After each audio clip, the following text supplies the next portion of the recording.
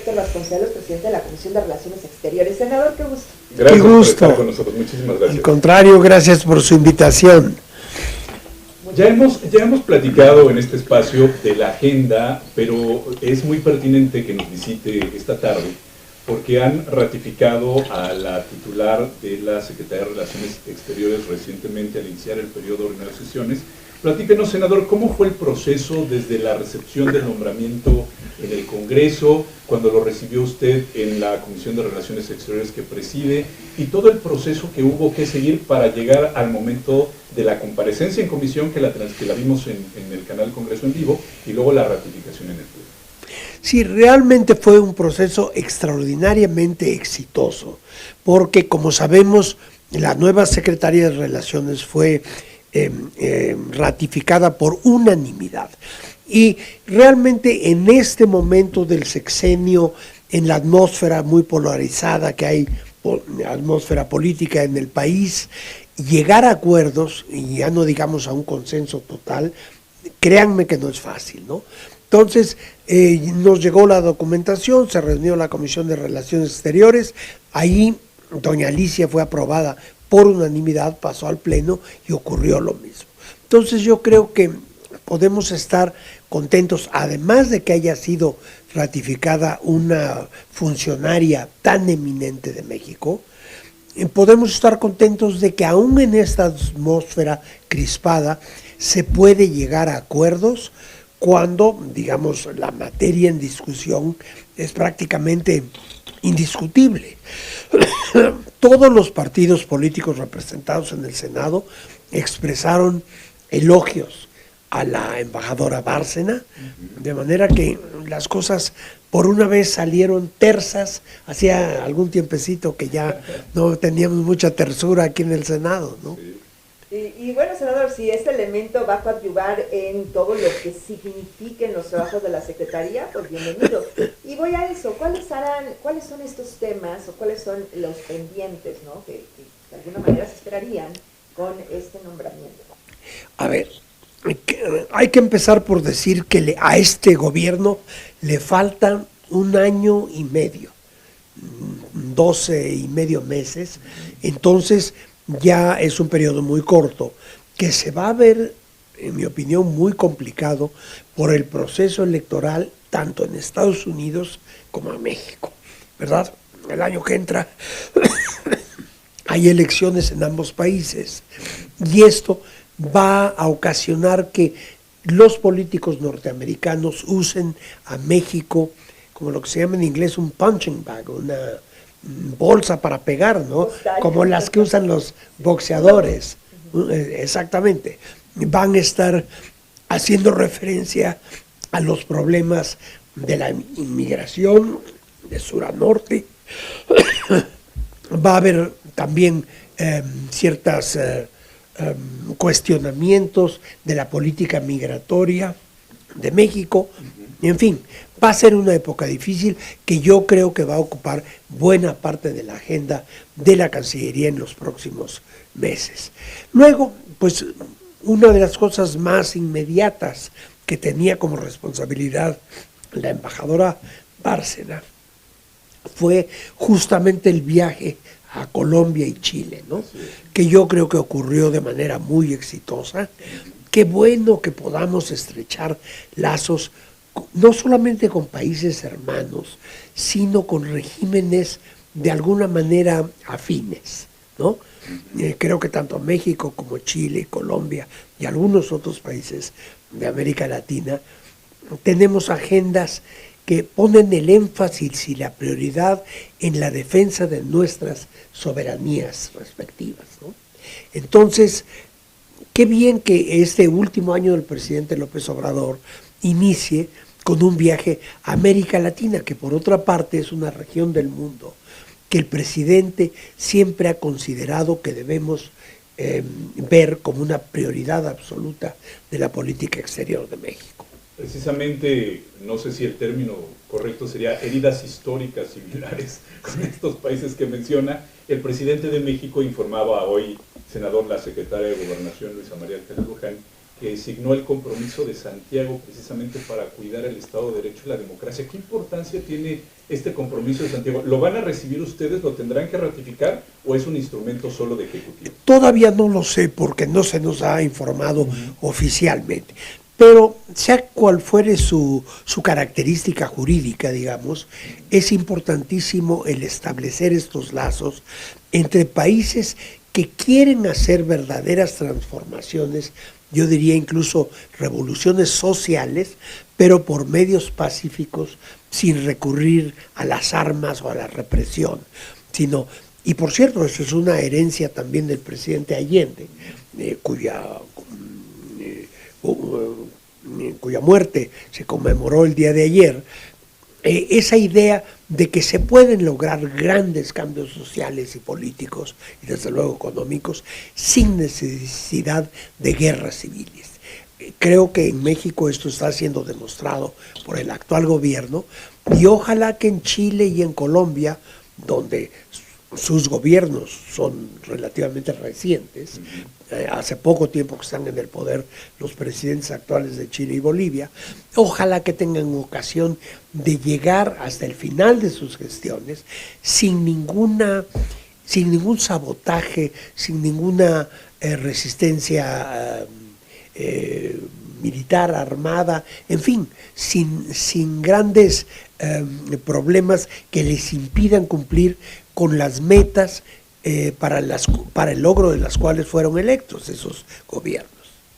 Senador, a propósito de esto, nuestro país ha tenido una larga trayectoria y reconocimiento en su diplomacia, la diplomacia pública, la diplomacia de nicho, la cultural, y estos nexos con América Latina son muy ricos, son muy robustos.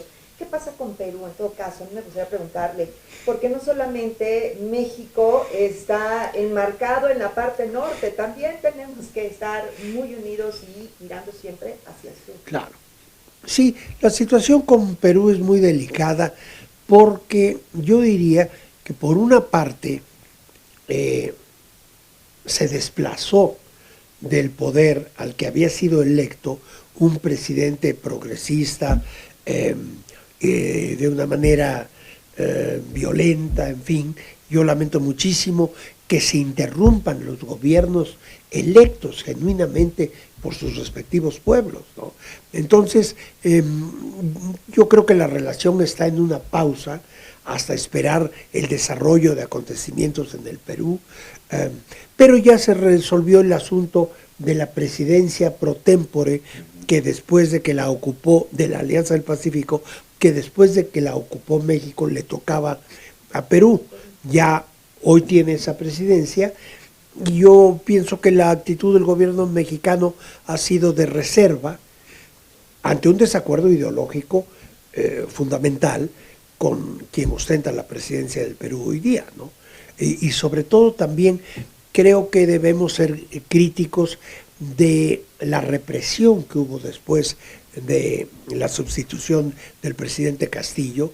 Recordemos que hubo manifestaciones populares en defensa del presidente Castillo que fueron duramente reprimidas por el gobierno actual. En fin, se ha creado ahí una situación difícil, enrarecida, que yo espero que pronto vuelva a los cauces de la normalidad, ¿no? Senador Héctor Vasconcelos, presidente de la Comisión de Relaciones Exteriores. En estos días, recientemente, recibieron mirando un poco hacia el norte de nuestro país, recibieron al embajador de Estados Unidos en nuestro país, inauguraron una exposición en la Galería Abierta y tuvieron una serie de eventos, de reuniones, y esto va orientado a preguntarle, ya nos había adelantado que se iba a posponer la reunión interparlamentaria México-Estados Unidos por el receso de verano. De verano, exactamente. Pero ayer en la Junta de Coordinación Política, los coordinadores parlamentarios adelantaban en sus acuerdos que perfilaban en la Cámara de Diputados que podría desarrollarse para este otoño, para el 6 y 7 de noviembre. ¿Ustedes irán en una reunión bicameral? ¿Cómo será esto? Sí, la idea es tener una reunión bicameral y también estamos previendo más o menos octubre, noviembre. Depende en buena medida pues de las agendas individuales de los senadores y diputados que tienen que asistir por ambas partes, que son agendas muy complicadas. Repito, tanto en Estados Unidos como en México estamos ya en un proceso, en un periodo electoral, y eso complica las agendas, en fin, las posiciones de los distintos legisladores, pero el ideal es finalmente llevar a cabo esta tan pospuesta reunión bilateral antes de que termine este año, la parlamentaria, obviamente. Senador, y es que, bueno, incidiendo un poco más en esta respuesta, la relación México-Estados Unidos es un tema que siempre nos gusta conversar con usted. ¿Y qué les dijo el embajador ahora que se reunió con ustedes aquí en su casa, en el Senado? Por ejemplo, entre otros. Yo no estuve presente. No, de veras, es que él vino a una cosa más bien formal, ¿verdad? Pero yo creo que no se habló, hasta donde yo sé, de cuestiones muy de fondo. Ha habido otras ocasiones. Recordemos que hará unos 6 meses el embajador norteamericano visitó concretamente a la Comisión de Relaciones Exteriores.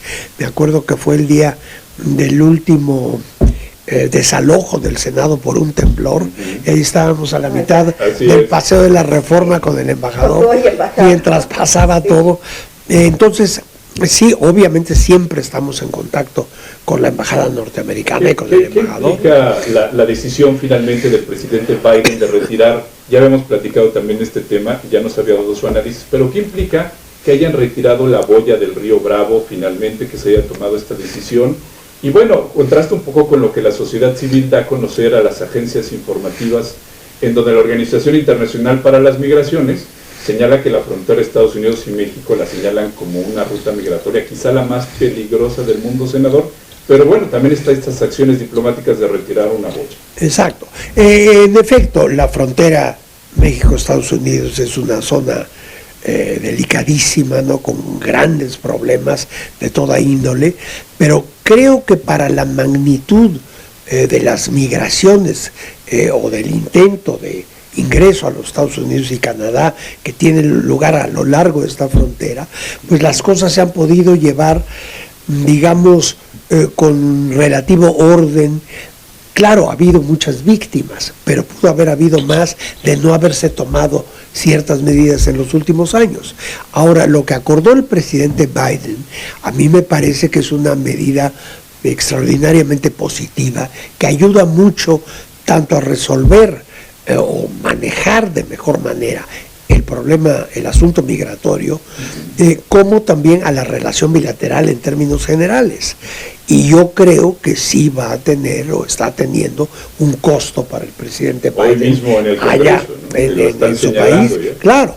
Y esto otra vez lo van a manejar a lo largo de todos los próximos meses hasta la elección presidencial de Estados Unidos en noviembre del año próximo. Qué importante, qué interesante va a ser el 2024. Bueno, de México duda. Y Estados Unidos. México y Estados Unidos. Un poquito demasiado interesante. Como decían los chinos, Dios nos libre de vivir en tiempos interesantes. Hay un refrán chino. Sí, hay un refrán chino, de veras. Yo creo que tiene razón. Pero nos tocó ser testigos de este momento tan delicado. Tan delicado. Oiga, senador, respecto del terremoto ocurrido en Marruecos, ¿el Congreso tiene alguna injerencia, algún pronunciamiento? Sí, bueno, nosotros ya hicimos, la Comisión de Relaciones Exteriores hizo público un pronunciamiento el domingo pasado, antier.